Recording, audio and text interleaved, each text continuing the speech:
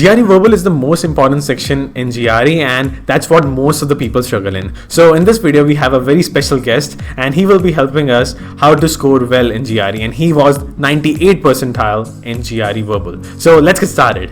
So today we have Carl, who was born and raised in America. What do you recommend, reading the entire passage first and then answering the questions, or you should just read the first line of each paragraph and then interpret the paragraph and quickly answer? That's a great question. Yes. It's a great question, Haror.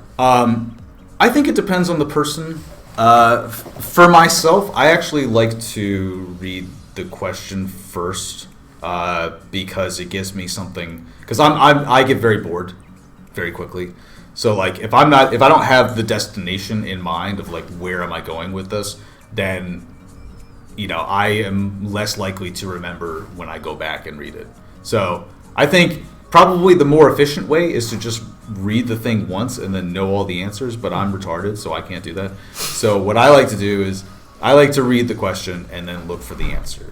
Yep. And then, because I'm going to end up reading it 5 times anyway, so there's no point in me trying to convince myself that that's not going to happen. Mm-hmm. Whatever approach works for you is the approach that works for you. I would strongly recommend timing yourself when you go through these passages, and also make sure for prior to test day that you do a couple like real deal 6-hour long things. Because let me tell you, when I took it, I was fucking exhausted by the end of it. Because I didn't really prepare, because I knew that I was going to do well on it, and I didn't really need the grade to get into the grade school, because I already knew what school I wanted, and I knew what my grade had to be, and I was very confident about it. I took it like on my birthday. I took it on my birthday in the morning. Yeah, in the morning. I just, I was very casual about it. But I was exhausted by the end of it. Just drained emotionally and mentally. It's very fatiguing to sit in that chair and they give you like a 5-minute break. It's such a joke. You're sitting in that chair for 4 or 5 hours, constantly working on this stuff. So do that a couple times. I know it's going to be a pain, but prepare yourself. Okay. If you really need to do well on this, go through it a couple times and make sure that you are fully aware of how long it's really going to feel like when you get there on test day. Yeah. Correct. Go ahead with some basic tips for the reading section, mainly. Yeah, so I think it's very important to remember, and a lot of people, especially STEM majors in general, do not appreciate this. There is no such thing as the next best answer when you're approaching the verbal section of the GRE. There is one correct answer, and all the other answers are false. This is the best advice that I ever got about taking these kinds of exams. Remember that although a significant portion of handling the GRE is going to be vocabulary, and I'll get to some tips about that in a little while. The true goal of the GRE and many other exams like it is actually just an IQ test. So the ability to improve your score is somewhat limited. In general, you're either going to perform well or you're going to perform poorly. As an international student, obviously this is a slightly different scenario because you're dealing with a language that might not necessarily be native to your country, and also you're dealing with English, which as a rule is going to be mostly very vague in its meaning. So English is infamous internationally for this particular issue, is that in order to extract specific meaning from an English sentence, you have to be able to measure the distance in your mind between two words and be able to extract a very rigid sense of meaning from analyzing the relationship between two words. So, without going into any specific examples today, maybe we could do another video with some practice problems later. Keep in mind that context is going to be everything. So the meaning of one word in any particular sentence is very dependent on the meaning of all other words in that sentence. Okay, so let's talk about vocabulary for a second, because even for somebody like me who's I like to think well read. There are certainly times when people tell me things to the effect of, "Oh, you have a great vocabulary." I'm not convinced that it's that great, but relative to most English speakers, I would say it's probably up there.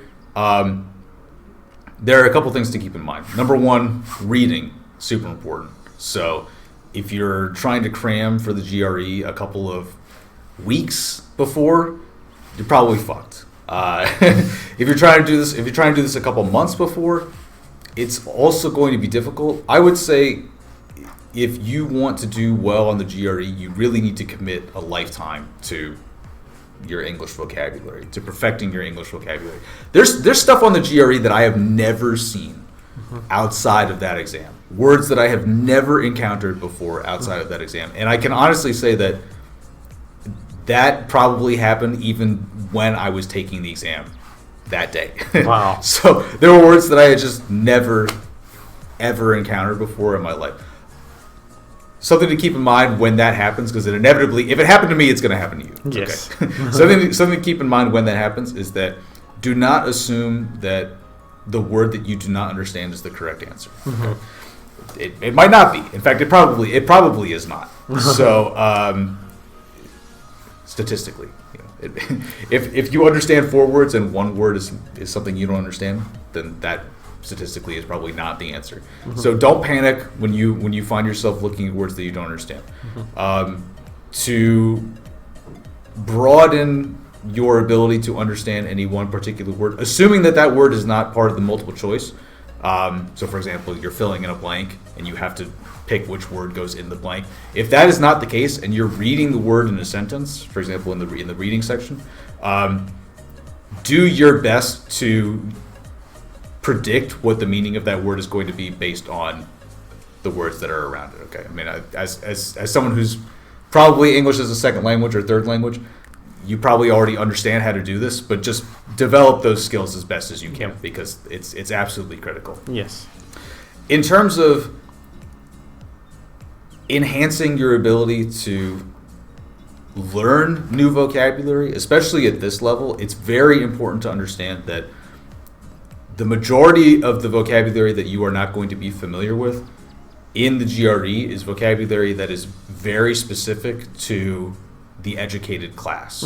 So these are not going to be words like you're not going to have. You will never have enough conversations with normal people to master all of these words. You really have to go outside of the box. Correct. So one place that I would recommend is NPR, because for whatever reason, NPR and Star Trek actually are great places to pick up new vocabulary if you have enough time. So NPR is National Public Radio. You can find it for free online. I don't know why, but I hear GRE words all the time on NPR, even though it's supposed to be. It's like free to the public. Like it's not. Wow. It's not elite material. Star Trek also, for whatever reason, will occasionally throw in very advanced vocabulary. So if you're a fan of Star Trek, just try to pay attention to all those words that are not sci-fi jargon, like words that are actually in part of regular speech. If you encounter a word that you don't know, okay, for example, if you're using the, and I highly recommend the 5-pound book of GRE questions. I highly recommend it. That's what I used. I went through it a couple times. There's a lot of great material there, a lot of great vocabulary there. If you encounter a word that you do not recognize, it is not enough to simply memorize the meaning of the word. Okay, you have to dig into the etymology of the word. This is not ironic quotes. Okay, this is etymology. Okay, what that means is the history of the word. So understanding the origin of a word, whether it be Germanic in origin or Latin in origin. If you're familiar with English at any advanced level, you will understand exactly what I mean when I say that. Most of the words in English are not native to Celtic Britain. They come from overseas. Many of them are French, many of them are Latin, vicariously, and then a great many of them are Anglo-Saxon Germanic words. Correct. So, understanding the etymology of a word. If you see a word that you don't know, look it up in the dictionary and find exactly when that word came into the English language and understand the origin of that word. I recommend 2 sources for this. Either use dictionary.com, which is great, or another website is called etymonline.com, etymonline.com. These are great resources for looking up the etymology of words, which happens to be a hobby of mine. Etymology, particularly in English, I'm very fascinated by this subject. So it helps you to remember the word, which is probably the most important part. But it can also, if you're able to look at words and immediately, and this is something that I can do almost, I would say 99% of the time. If you give me an English word, I can tell you exactly where it's from, like historically in English, probably with 99% accuracy. I could safely say. And if you're able to do that, I would also put out there that 9 times out of 10 you are going to remember the word much better because you understand the pieces of the word.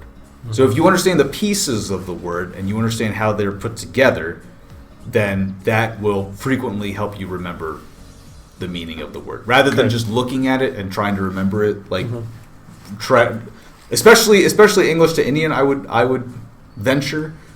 offer that, like, if you connect an English word directly to an Indian word that you know, that's gonna fuck you up because you're not bearing in mind the context, like I talked about before. You're not remembering that this English word can also have a different translation depending on the context.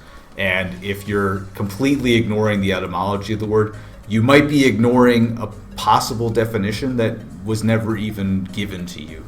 So this happens also all the time in English. You'll learn a word and you'll learn what you think is the definition of the word, but there is also some obscure context that the word can be put into where it has a completely different meaning. And that, and unfortunately English is famous for that, so I don't envy any of you. But I think as far as general tips, I think for the verbal section, that's really most of what I can do. Number 1, remember that there's no such thing as like the next best answer. There is a correct answer and there is a not correct answer. So if you're debating, and I know there's very little time to do this, but that's just part of the beast, okay? That's just part of the animal. You have to be able to look at every single multiple choice answer and say, this is wrong for this reason, specifically. Elimination. Yes. This is wrong for a very specific reason, and I know what it is.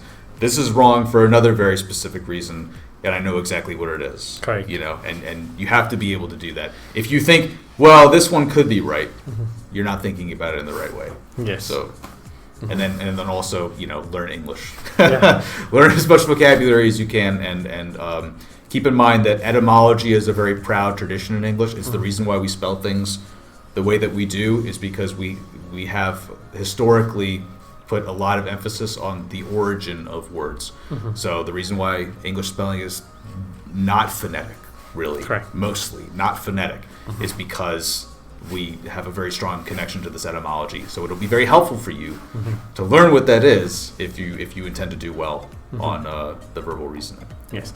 And I think practicing is more important than spending a lot of time on vocabulary, because practicing will help you in scoring on wide area or a large number of questions, because I think there are not many questions related to vocabulary specifically in GRE, right?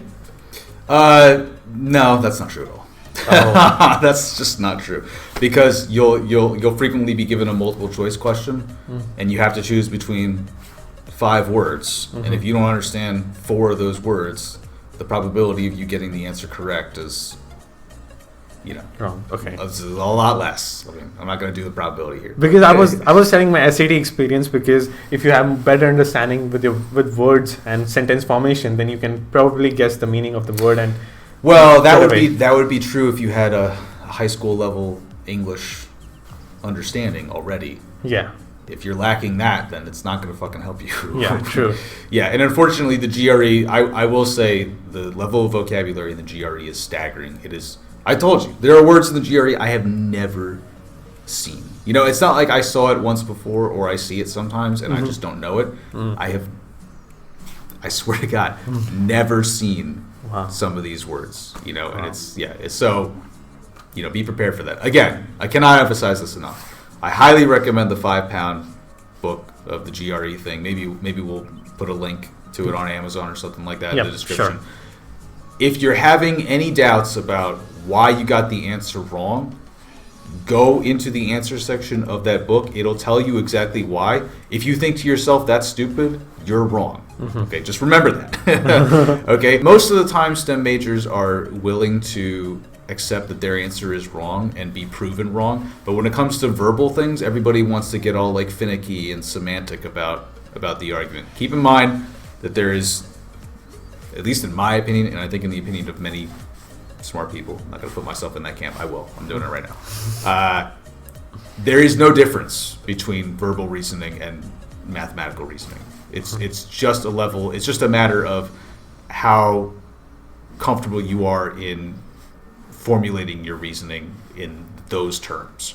So if you think that you're smart in math and science and you're stupid in verbal reasoning or whatever, I promise you should be equally competent in both fields, unless you're really at the very, very top of society, which you're not probably if you're watching this video.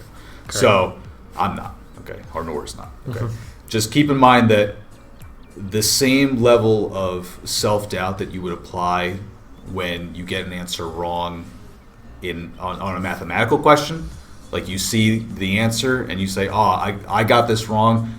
Where did I go wrong? That same attitude is the exact same attitude that you should have in the verbal reasoning section. Correct. You should be able to look at the answer that is given to you and convince yourself that the explanation is justified. And if you're not able to do that, you're not going to do well. Correct. On the verbal reasoning. So this concludes our conversation, and if you still need private help from Carl, you can become a Patreon on his Patreon page, and I will have the link in the description. So that's pretty much it for today. Thank you so much for watching, and we will see you guys in the next one. Take care. Goodbye.